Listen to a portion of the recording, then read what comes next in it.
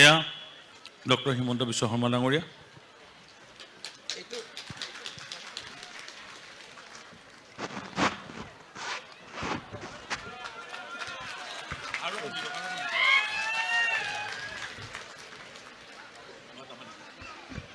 আমিয়ে ধাক্কা মাৰিছে। ঠিকে আছে এতিয়া সকলোৰে খবৰ ভাল একদম ভাল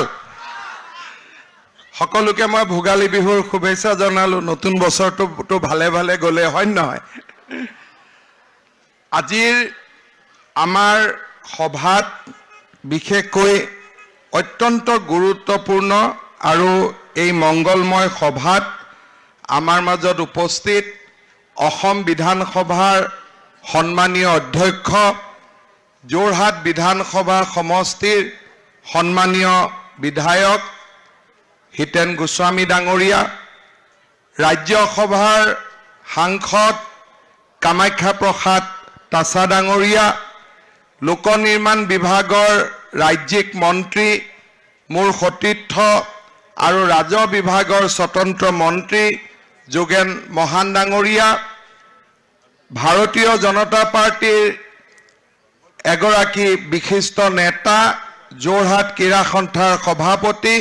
শান্তনু পূজাৰী ডাঙৰীয়া লোক নিৰ্মাণ বিভাগৰ আয়ুক্ত সচিব পবিত্ৰ কেম্প্ৰাই ডাঙৰীয়া আৰু আজিৰ সভাত উপস্থিত যোৰহাটৰ বিশিষ্ট নাগৰিকসকল আই মাতৃসকল আৰু যুৱক যুৱতী বন্ধু বান্ধৱীসকল আজি পোনপ্ৰথমে মই ধন্যবাদ জনাম যে যোৰহাট জিলা ভাৰতীয় জনতা পাৰ্টিৰ যুৱ মৰ্চাৰ যুৱকসকলে বিমানবন্দৰৰ পৰা যি উৎসাহ আৰু উদ্দীপনাৰে একেলগে স্কুটাৰৰ সৈতে মোক সমদল কৰাৰ সুযোগ দিলে মই তাৰ বাবে যোৰহাট জিলা ভাৰতীয় জনতা যুৱ মৰ্চাৰ মোৰ সতীৰ্থ কাৰ্যকৰ্তাসকলক ধন্যবাদ আৰু কৃতজ্ঞতা জনাইছো গোটেই ৰাস্তাটোৰ দুয়োফালে আই মাতৃৰ পৰা যুৱক যুৱতীলৈ সকলোৱে ওলাই আহি যি আমাক আশীৰ্বাদ দিলে প্ৰধানমন্ত্ৰী নৰেন্দ্ৰ মোদী ডাঙৰীয়া আৰু ভাৰতীয় জনতা পাৰ্টিৰ লাখ লাখ কাৰ্যকৰ্তাক যি হিয়া উজাৰি আশীৰ্বাদ দিলে তাৰ বাবে যোৰহাট জিলাৰ ৰাইজৰ ওচৰলৈ মই মোৰ বিনম্ৰ কৃতজ্ঞতা জনাইছো আজি যোৰহাটৰ বাবে এটা অত্যন্ত সৌভাগ্যৰ দিন আজিৰ পৰা কিছু বছৰ আগতে আমি যোৰহাটলৈ আহি আমাৰ নআলিৰ ওপৰত এখন উৰণীয়া সেতুৰ আধাৰশিলা স্থাপন কৰিছিলোঁ মোৰ মনত আছে আধাৰশিলা স্থাপন কৰি মই কিছু দূৰ গৈ নৌৰ পাওঁতেই বিভিন্নজনে ফেচবুক টুইটাৰত মোক লিখিছিল যে এই আধাৰশিলা হৈয়ে থাকিব কেতিয়া উৰণীয়া সেতু নহব এইবোৰ বিজেপিৰ ভেকু ভাওনা এই ধৰণৰ কথা কিছুমান যোৰহাটৰ পৰা ব্যক্তিয়ে আমাক লিখিছিলে মই তেওঁলোকক উত্তৰ দিছিলোঁ যে এই প্ৰশ্নৰ উত্তৰ আপোনালোকক মই আজি নিদিওঁ আমি কামেৰে সৈতে আৰু সততাৰে সৈতে যোৰহাটৰ ৰাইজক সেৱা কৰি আমি সেই প্ৰশ্নৰ উত্তৰ দিম আজি মই গৌৰৱ অনুভৱ কৰোঁ যে অত্যন্ত কম সময়ৰ ভিতৰতে নআলিৰ উৰণীয়া সেতু 65% নিৰ্মাণৰ কাম শেষ হৈছে আৰু 2021 চনৰ ভিতৰতে এই উৰণীয়া সেতু আমি যোৰহাট ৰাইজৰ ওচৰত লোকাৰ্পণ কৰিম সেই প্ৰতিশ্ৰুতি আমি পুনৰ এবাৰ আপোনালোকৰ সন্মুখত দোহাৰিছো তাৰ মাজত যোৰহাটৰ জীৱনলৈ বহু পৰিৱৰ্তন আহিলে হিতেন্দ্ৰনাথ গোস্বামী ডাঙৰীয়াৰ নেতৃত্বত বিধানসভাৰ অধ্যক্ষৰ আসনখনৰ সীমাবদ্ধতাৰ পিছতো যোৰহাটৰ ৰাইজৰ বাবে বিগত সময়ছোৱাত তেখেতে এটাৰ পিছত এটাকৈ উন্নয়নমূলক কাম হাতত ললে আমাৰ বিভাগতে এই সময়ছোৱাত যোৰহাটৰ ৰাস্তা ঘাটে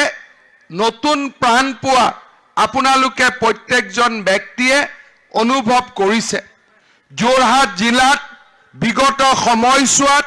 আমি প্ৰধানমন্ত্ৰী গ্ৰাম সড়ক যোজনাত 150 কিলোমিটাৰ কাঠৰ দলঙক RCC দলঙলৈ 52খন দলং আৰু আমি তিনিটাকৈ আমাৰ সিগনেচাৰ আঁচনি বুলি কওঁ 10 কোটি টকাকৈ সেই আঁচনি আমি ৰূপায়ণ কৰিছোঁ যোৰহাটত CIDF আঁচনিৰ অধীনত এতিয়ালৈকে 80 কোটি টকাৰ আঁচনিৰ কাম আমি আৰম্ভ কৰিছোঁ আজিৰ দিনটো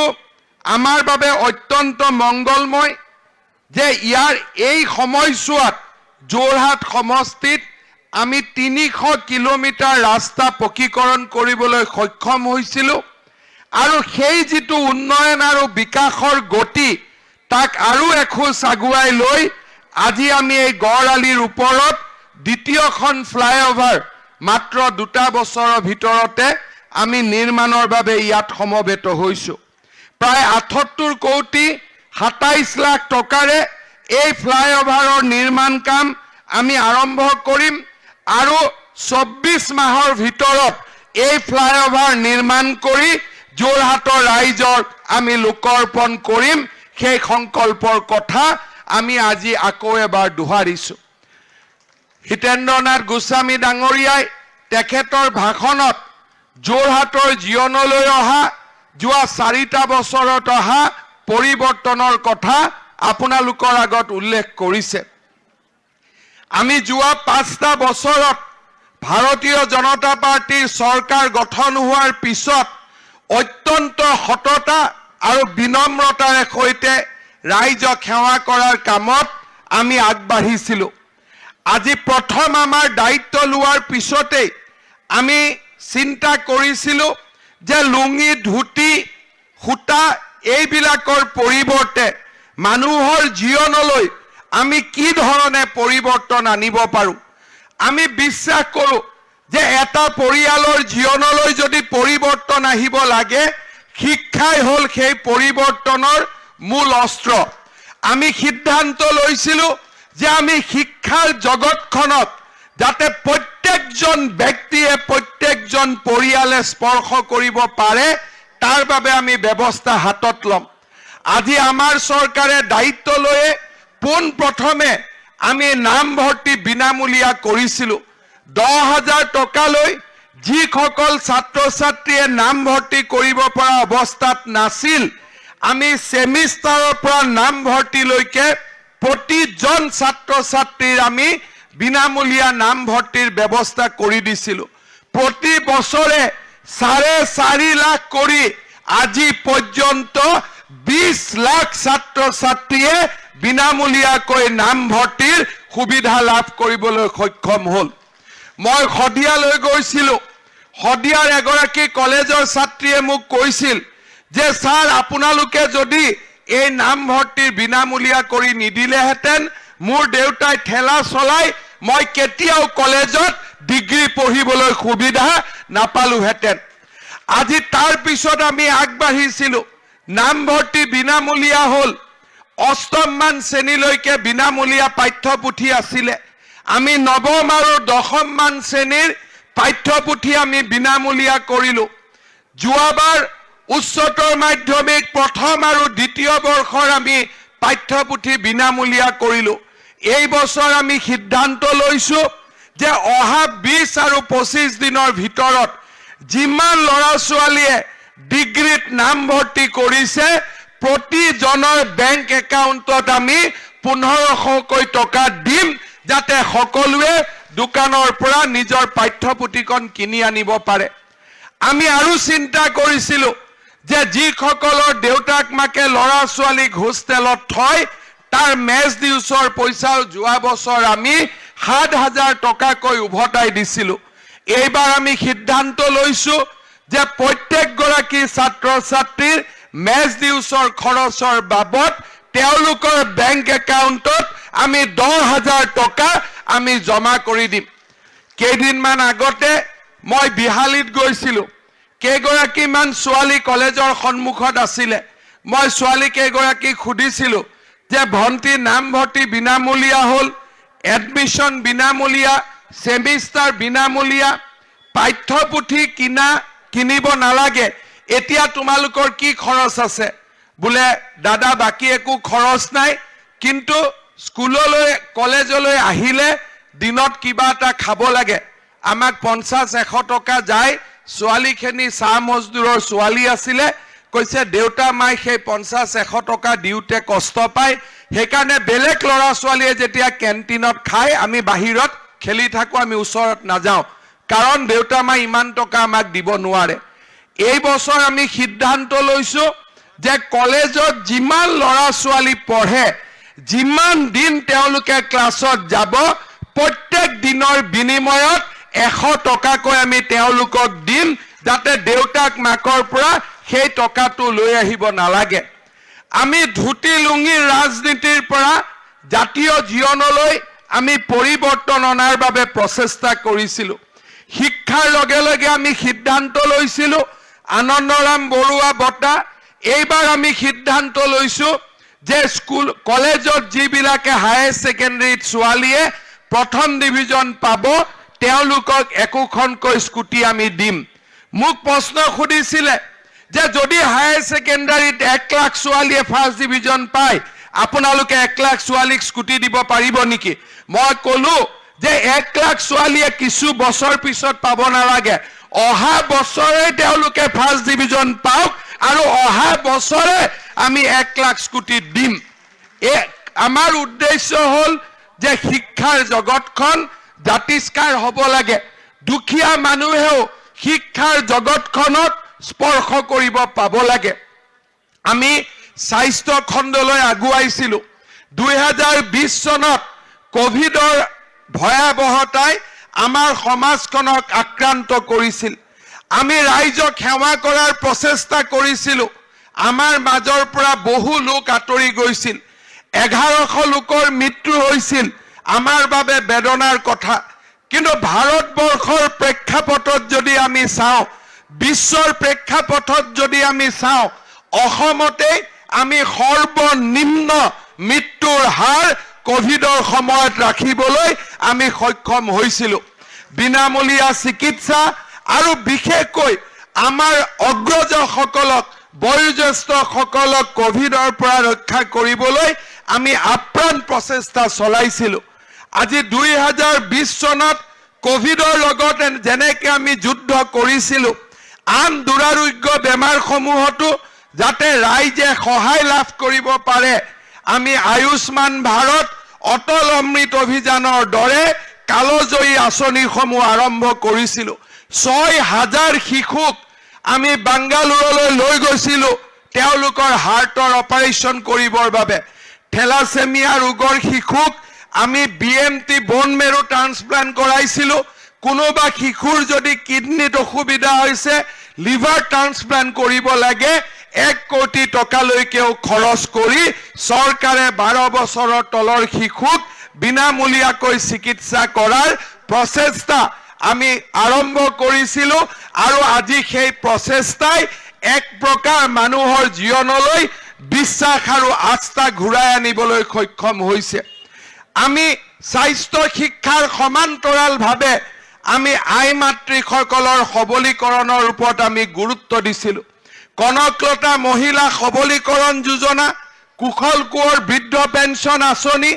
ইন্দিৰা মিৰি বিধৱা পেঞ্চন আঁচনিৰ জৰিয়তে আমি আই মাতৃসকলক এটা সুৰক্ষাৰ কবচ পিন্ধাবলৈ চেষ্টা কৰিছিলোঁ। যোৱা বছৰটোত আমি অৰুণোদয়ৰ কল্পনা কৰিছিলোঁ যে যিসকলৰ বিধৱা মহিলা, যাৰ ঘৰত আছে, যাৰ ঘৰত দিব্যাংগ শিশু আছে, যাৰ ঘৰত বিয়া নোহোৱা ছোৱালী আছে, যাৰ ঘৰত স্বামীৰ ঘৰৰ পৰা নিজৰ পিতৃগৃহলৈ উভতি অহা মহিলা আছে, তেওঁলোকক যাতে সমাজে বুজা বুলি নাভাবে, তেওঁলোকে যাতে মনত কষ্ট নাপায়, তেওঁলোকে যাতে পৰিয়ালটোৰ ওপৰত বোজা হ'ব নোৱাৰে, তাৰ বাবে আমি অৰুণোদয় আঁচনিৰ কথা কল্পনা কৰিছিলোঁ। বাজেটত যেতিয়া আমি অৰুণোদয়ৰ কথা কৈছিলোঁ, বহুত ব্যক্তিয়ে কৈছিল যে এইটো অসম্ভৱ কথা, কিন্তু আজি অসমৰ ৰাইজৰ আশীৰ্বাদত আজি আমি অৰুণোদয়ৰ অনিৰুদ্ধ যাত্ৰা আমি আৰম্ভ কৰিছিলোঁ আৰু প্ৰত্যেক মাহত আজি অসমৰ 22 লাখ আই মাতৃৰ একাউণ্টত আমি 830 টকাকৈ আমি জমা দিবলৈ সক্ষম হৈছোঁ। মই বিশ্বাস কৰোঁ অসমত বিজেপিৰ চৰকাৰ আকৌ আহিব, অৰুণোদয়ৰ সংখ্যা বাঢ়িব, আন যিসকল আই মাতৃক আমি সাৱটি ল'ব পৰা নাই তেওঁলোককো আমি অৰুণোদয়ৰ জৰিয়তে আমাৰ বুকুত সাৱটি ল'বলৈ আমি চেষ্টা কৰিম। শ্ৰদ্ধাৰ ৰাইজ, এই সময়ছোৱাতে উজনি নামনিৰ বহু অঞ্চলত মাইক্ৰ' ফাইনেন্স কোম্পানীয়ে এক প্ৰকাৰ আমাৰ আই মাতৃসকলৰ ওপৰত নাৰকীয় নিৰ্যাতন চলাইছিল। অসম বিধানসভাত যোৱা কেইদিনমান আগতে আমি এখন আইন প্ৰণয়ন কৰিছোঁ যে এই আইনৰ সহায়ত কোনো মাইক্ৰ' ফাইনেন্স কোম্পানীৰ এজেণ্টে মহিলাৰ ঘৰত যাব নোৱাৰিব, টিভি চুৰ কৰিব নোৱাৰিব, টিংপাত উঠাই আনিব নোৱাৰিব। আমাৰ প্ৰচেষ্টা হ'ব যে একোগৰাকী আই মাতৃৰ নামত যি ঋণ আছে সেই ঋণৰ পৰাও তেওঁলোকক আমি যিমান সোনকালে পাৰোঁ আমি যাতে মুক্ত কৰি তেওঁলোকক গৌৰৱৰ জীৱন আমি পুনৰ এবাৰ উভতাই দিব পাৰোঁ সেই সংকল্পৰো বিধানসভাৰ মজিয়াত মই কৰিছিলোঁ যে নহয় আমি কেতিয়াও অসমৰ আই মাতৃক আমি মাইক্ৰ' ফাইনেন্স কোম্পানীৰ দালালসকলৰ ওচৰত আমি কেতিয়াও তেওঁলোকৰ সন্মান বিক্ৰী কৰিব দিব নোৱাৰোঁ আৰু সেই প্ৰতিশ্ৰুতিৰে আমি আগুৱাই যাম আৰু আমাৰ লক্ষ্যত উপনীত হ'ম। আমি কনকলতা মহিলা সবলীকৰণ যোজনাৰ আঁচনিৰ কাম আৰম্ভ কৰিছিলোঁ। যোৱা বছৰ কেইটাত আমি মহিলা গোটসমূহলৈ 25,000 টকা আগবঢ়াইছিলোঁ। অহা এমাহৰ ভিতৰত আমি মহিলা গ্ৰুপসমূহলৈ আকৌ এবাৰ 50,000 টকা তেওঁলোকৰ বেংক একাউণ্টত জমা দিয়াৰ বাবে আমি সিদ্ধান্ত লৈছোঁ। আজি বিয়া নোহোৱা ছোৱালীসকলক পেঞ্চনৰ বাবে আইদেউ সন্দিকৈ পেঞ্চন আঁচনি আমি আৰম্ভ কৰিছোঁ। স্বয়ং আঁচনিৰ জৰিয়তে অসমৰ যুৱ শক্তিৰ মাজত আত্মবিশ্বাস উভতাই আনিবলৈ 2 লাখ ডেকা ল'ৰা ছোৱালীৰ একাউণ্টত আমি 50,000 টকাকৈ দিয়াৰ বাবে সিদ্ধান্ত লৈছোঁ আৰু অহা 10 দিনৰ ভিতৰত এই টকা তেওঁলোকৰ বেংক একাউণ্টত সোমোৱাবৰ বাবে আমি প্ৰচেষ্টা আৰম্ভ কৰিছোঁ। শ্ৰদ্ধাৰ ৰাইজ, যি ধৰণে আমি ৰাইজৰ কাষত থিয় হৈছোঁ অসমৰ জাতীয় জীৱনলৈ পৰিৱৰ্তনৰ বাবেও আমি প্ৰচেষ্টা কৰিছিলোঁ।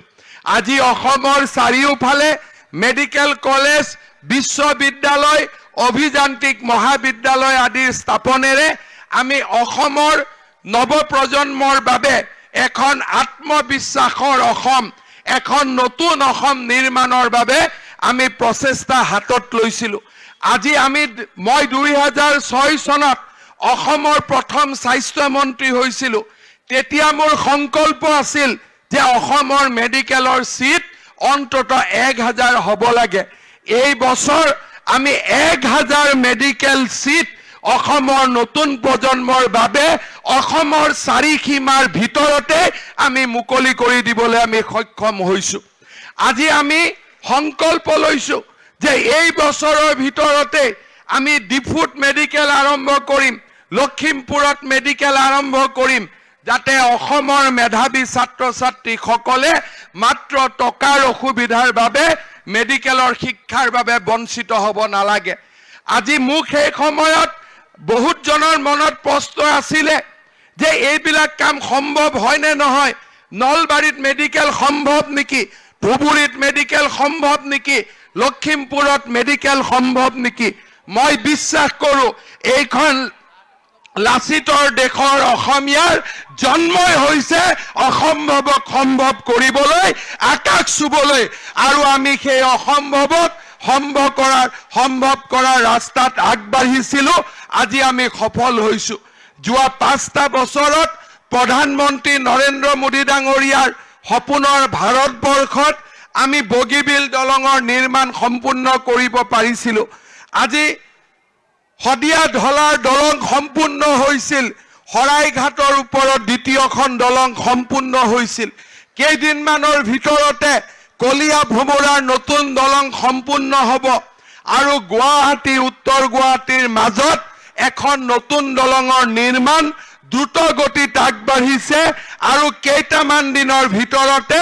মাজুলী সংযোগী দলঙৰ নিৰ্মাণৰ কামো আমি আৰম্ভ কৰিম সেই সংকল্পও আজি বাস্তৱত ৰূপায়িত হোৱাৰ পথত শ্ৰদ্ধাৰ ৰাইজ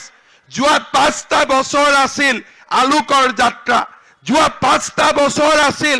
অসমৰ আত্মবিশ্বাস উভতাই অনাৰ যাত্ৰা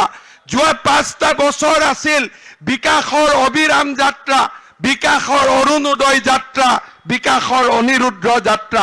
মই বিশ্বাস কৰো যোৰহাটৰ ৰাইজে আমাক আশীৰ্বাদ কৰিব যাতে অনাগত দিনবিলাকতো আমি এই ধৰণে অসমখনক ভাৰতৰ 5খন শক্তিশালী ৰাজ্যৰ ভিতৰত এখন হিচাপে আমি নিৰ্মাণ কৰিব পাৰো কোভিডৰ সময়ত আমি প্ৰমাণ কৰিলো যে অসমে যদি বিচাৰে ভাৰতৰ প্ৰথম ৰাজ্য হ'ব পাৰে আজি সাক্ষৰতাৰ ক্ষেত্ৰত আমি ভাৰতৰ দ্বিতীয়খন সাক্ষৰতাৰ ৰাজ্য হিচাপে আমি প্ৰমাণিত হলো কোভিড নিয়ন্ত্ৰণত আমি ভাৰতৰ প্ৰথম ৰাজ্য হিচাপে আমি নিজকে প্ৰমাণ কৰিলো কোভিডৰ সময়ত ভাৰতবৰ্ষৰ আন ৰাজ্যৰ কৰ্মচাৰীসকলে যেতিয়া দৰমহাৰ পৰা বঞ্চিত হৈ আছিল আমি অসমৰ ৰাজ্যিক কৰ্মচাৰীসকলক এটকাও নকটাকৈ প্ৰতিদিনে আমি দৰমহা দিবলৈ সক্ষম হৈছিলো কোভিডৰ মাজত কোভিডৰ ভয়াৱহতাৰ মাজত যেতিয়া আন ৰাজ্যবিলাকে হাত তুলি দিছিলে সেই সময়ত আমি স্বয়ং অৰুন্ধতী অৰুণোদয় দৰে যাত্ৰা আমি আৰম্ভ কৰিছিলো সেই সময়তো নআলিৰ ব্ৰিজ পূৰ্ণ গতিত চলি আছিলে আজি সেই সময়তো গড়আলিৰ ব্ৰিজেও পূৰ্ণ গতিত বিকাশৰ ৰূপ দেখা পাব এখন নতুন অসমৰ যাত্ৰা আমি আৰম্ভ কৰিছিলো আজি অসমত বহুত ৰাজনৈতিক দল আছে তেওঁলোকে এই বিকাশৰ যাত্ৰা স্তব্ধ কৰিব খোজে তেওঁলোকে ভাবে যে বিভিন্ন কথাৰে ৰাইজক বিপথে পৰিচালিত কৰিব লাগে কিন্তু আমি দেখা পাইছো যোৱাকালি মই গোলাঘাটত আছিলো কেইদিনমান আগতে মই নাজিৰালৈ গৈছিলো তাৰ কেইদিনমান আগতে মই অসমৰ কৰিমগঞ্জ চহৰলৈ গৈছিলো এই ধৰণে যিমান অঞ্চললৈকে মই গৈছো অসমৰ ৰাইজৰ অভূতপূৰ্ব মৰমে প্ৰমাণ কৰিছে যে অসমে নৰেন্দ্ৰ মোদী ডাঙৰীয়াৰ ওপৰত আস্থা ৰাখিছে আৰু অনাগত দিনতো নৰেন্দ্ৰ মোদী ডাঙৰীয়াৰ ওপৰত আস্থা ৰাখিব মই যোৰহাটবাসী ৰাইজক বিনম্ৰতাৰে সৈতে মই অনুৰোধ কৰিম যে যোৰহাটৰ ৰাইজে বিকাশ দেখিলে প্ৰগতি দেখিলে শান্তি আৰু সমন্বয়ৰ 5টা বছৰ দেখিলে আমাৰ ৰাজ্যখনত এটা দিনৰ বাবেও আমাৰ চৰকাৰৰ কাৰ্যকালত গোষ্ঠীগত সংঘৰ্ষ হোৱা নাছিল প্ৰথমবাৰৰ বাবে অসমৰ জনজাতীয় লোকসকলৰ মাজত আস্থা আৰু বিশ্বাসৰ আমি এক নতুন জীৱন নিৰ্মাণ কৰিবলৈ সক্ষম হৈছিলো অসমীয়া জাতি সত্তাই আজি মূৰ দাঙি উঠিছে আজি অসমীয়া জাতিয়ে প্ৰথমবাৰৰ বাবে পণ লৈছে যে আমি জাতিৰ অস্তিত্বৰ লগত কাকো আৰু আমি খেলা কৰিবলৈ নিদিও আমাৰ এইখন অসমত আমাৰ জাতীয় জীৱনৰ প্ৰাণ প্ৰতিষ্ঠাতা মহাপুৰুষ শংকৰদেৱৰ বটদ্ৰৱাৰ ভূখণ্ডৰ ওপৰতো আজি কিছুমান ব্যক্তিয়ে দখল কৰি ৰাখি থৈছিল আমাৰ চৰকাৰৰ দিনত অকল তেওঁলোকক উচ্ছেদ কৰাই নহয় আজি পাঞ্জাবৰ স্বৰ্ণ মন্দিৰৰ আদৰ্শত বটদ্ৰৱাক জগত বিখ্যাত কৰি তুলিবলৈ আমি 180 কোটি টকাৰ অনুমোদনেৰে সুন্দৰ আঁচনিৰ কাম আমি আৰম্ভ কৰিছো আজি আমি আমাৰ চৰকাৰৰ দিনত কাজিৰঙাৰ গড় হত্যা বন্ধ হৈ গল আমাৰ চৰকাৰৰ দিনত ঠেলালা ৰিক্সালাৰ লৰাইও এপিএসসিত গৈ এসিএস আৰু ডিএসপি হোৱাৰ সপোন পূৰ্ণ কৰিবলৈ সুবিধা পালে আজি আমাৰ চৰকাৰৰ দিনত কাজিৰঙাৰ পৰা আমি উচ্ছেদ কৰিবলৈ সক্ষম হলো সত্ৰ সংস্কৃতিক এটা নতুন জীৱন দিবলৈ আমি সক্ষম হলো প্ৰথমবাৰৰ বাবে আমি সাহসেৰে কলো নামঘৰ আমাৰ ঐতিহ্য আৰু আজি 8,000 নামঘৰলৈ আমি 2.5 লাখ টকাকৈ সহায় কৰিছো অনাগত দিনত অসমৰ প্ৰত্যেকটো নামঘৰক সজাই পৰাই তোলাৰ বাবে আমি সংকল্প গ্ৰহণ কৰিছো শ্ৰদ্ধাৰ ৰাইজ আপোনালোকে আশীৰ্বাদ দিব মই যোৰহাটলৈ আহি যোৰহাটৰ ৰাইজক ধন্যবাদ জনাম অভিনন্দন জনাম যে যোৱা 5টা বছৰ আপোনালোকে হিতেন্দ্ৰনাথ গোস্বামী ডাঙৰীয়াক বিধানসভাৰ বিধায়ক হিচাপে নিৰ্বাচিত কৰিছিলে আমাৰ সৌভাগ্য হৈছিল যে এই সময়ছোৱাত অসম বিধানসভাৰ অধ্যক্ষৰ অতি গৌৰৱময় পদ হিতেন্দ্ৰনাথ গোস্বামী ডাঙৰীয়া অধিষ্ঠিত হৈছিল যোৱা 5টা বছৰ